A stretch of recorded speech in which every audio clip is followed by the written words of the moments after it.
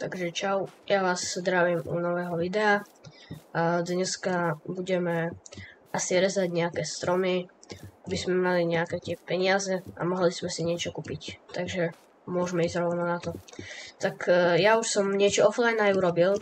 Ako vidíte, tak v minulom videu sme začali aj s Paťom kosiť trávu. Áno, teraz som tu sám, takže... No a dal som to už do silažnej jamy, vám to potom ukážem. No a teraz ideme asi predať tieto dreva. Nejak som to tu naukladal, takže dúfam, že to bude nejak tak dobre. Ešte toto tu nejak dám, aby to držalo. Tak, dobre. A môžeme ísť.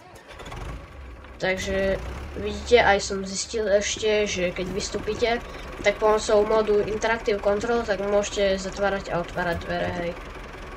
Normálne to nešlo, takže môžete potom si to stiahnuť a môžete otvárať. Ale samozrejme nefunguje to na každom jednom traktore, hej. Väčšinou na modoch to skoro vôbec nefunguje, takže... Ale na tomto mode to funguje. Je to Ursus, takže... Vám potom, keď tak napíšem pod video, do popisu videa, že aký to je mod, hej. Takže vidíte, že máme tu už skoro vykvasenú siláž, hej. A budeme to predávať, keď budeme mať peniaze. Takže vidíte, že mám teraz minus 29 eur, lebo musíme kúpiť aj nejaký ten bager, aby sme to mohli nakladať. Lebo ako vidíte, tak máme tu tie také ako lyžiny, alebo neviem, ako sa tomu povie. Ale nefunguje to až tak. Aj ten traktor je taký dosť veľbý, lebo ako vidíte, tak musím stále ísť dopredu a potom cúvať, lebo ide stále iba 15, takže tento diel nebude mať 20 minút ako minulý, lebo som tu sám a predsa nebudem robiť všetko. Chcel by som našetriť na nejaký traktor lepší, aby som namiesto toho Zetora kúpil niečo, lebo tento Ursus by som keď tak dal Paťovi, že by ho mal on a viete, aby sme mali nejaké tie také silnejšie už traktore, lebo viete, s takou technikou ako máme teraz, tak toho veľa nenarobíme. Takže pôjdeme to predať, uvidíme koľko za to bude, podľa mňa dosť, takže predáme to a uvidíme čo ďalej. Mám tam ešte odrezaný nejaký ten kus stromu, takže potom môžem ešte aj ten naložiť. Pôjdem predať ešte ten jeden a potom uvidíme. Takže už som skoro tam.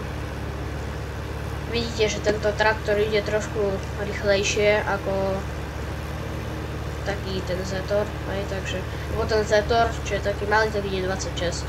A ešte pred týmto traktorom som mal tiež Zetor, to bola 77 a vyšla tiež tak 28 a viete, je to dosť dlhá cesta, no a keď budem toľko ísť iba, tak viete ako, potom to je také. Takže ideme to vyložiť.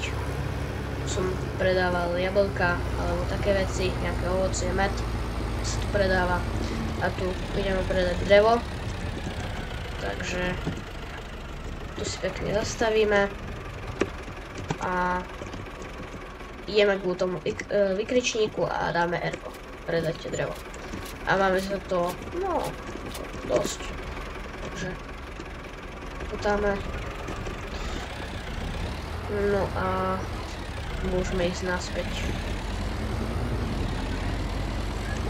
Takže ideme. No a tam ešte by som chcel nejak porezať to drevo a potom uvidíme. Takže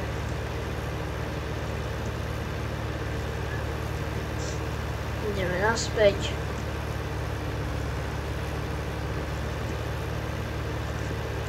Takže ideme. Vidíte, že tá velečka je trošku tak jak nadvihnutá, lebo mám tu na tom hornom tom, takže je taká trošku, vidíte, že je tak nahnutá, ale to vôbec nevadí. Len ja som sa strašne bál toho, že keď bude tak ako nahnutá dozadu, takže mi z toho budú padať tie dreva. Ale vôbec nie, som to skúšal, ja vám to potom hoci ukážem, takže nevadí to vôbec tomu.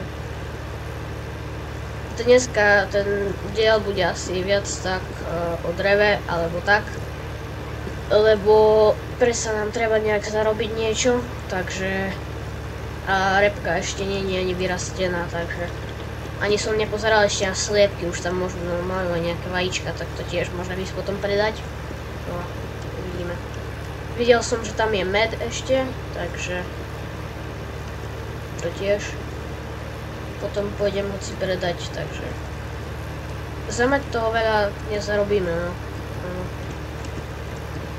Rozmýšľam o tom, že kúpim potom nejakú továreň na... nejaké také, aby som to nejak spracoval, vidíte, takže tu mám vajíčka, hej, také, ale ešte tu toho veľa nie je, takže predsa len nebude to hneď, takže, a vidíte, teraz idem iba 15 a mám to, ako keby som, mám stlačené večko, plné, takže vidíte, musím ísť zastaviť, cúvať, a potom ísť dopredu. Teraz by to malo ísť už normálne. Takže to je na tom, vidíte, už to ide normálne. To je na tom traktore taká nevýhoda dosť, ale po čase už sa to naučíte, čo to máte robiť. Ja už som sa to tiež naučil, ja sa to nehrám prvýkrát, takže zastavím to tu. Takže tieto také kúsky nebudem brať, uvidíme. No a to nejak narežeme ten strom. Včera som zrezal nejaké stromy, neodrezal, musím ešte raz. Včera som zrezal, ako som už hovoril, nejaké 3, možno 2 stromy. A musím to ešte na pol, nedvihnem to. No a naložil som to a ako ste videli, teraz som to bol odniesť, takže tak to nakladám. Vlastne aj offline som všetko porobil tak, aby sme mali nejaké tie peniaze a viete. Som chcel zobrať ten, ale to je asi fajn. Nevadí. Takže narežeme. Tento strom. Tak ešte kúsok tu mám, tak to naložím tu. To je jedno v podstate. Lebo musím potom kúpiť aj nejakú tú vlečku na drevo. No len ešte nemám nejaký bager alebo nakladanie nejaké také. Takže musím to potom nejak... Chcel by som aj ten taký mód, čo je vlastne na meranie toho dreva, takže aby som to vlastne vedel, tak diel nebude dlhý, predsa nemáme čo robiť, sme tu sami, takže potom zajtra, alebo možno dneska, keď bude tento diel kratší, tak možno vyjdu kľudne aj 2 videá, viete, takže toto video by som tiež tak povedal, že vyjde o 2., 3., takže neviem ešte pozriem, kedy sa to nahraje a to vám to keď tak napíšem, alebo urobím short, že kedy to vyjde, takže ako som hovoril, nebude dlhé video, lebo nemáme čo robiť, takže potom keď príde bratranec s Paťou, tak dáme rýchlejšie ten čas a počkáme, potom pomlatíme a budeme nejak takto robiť. Takže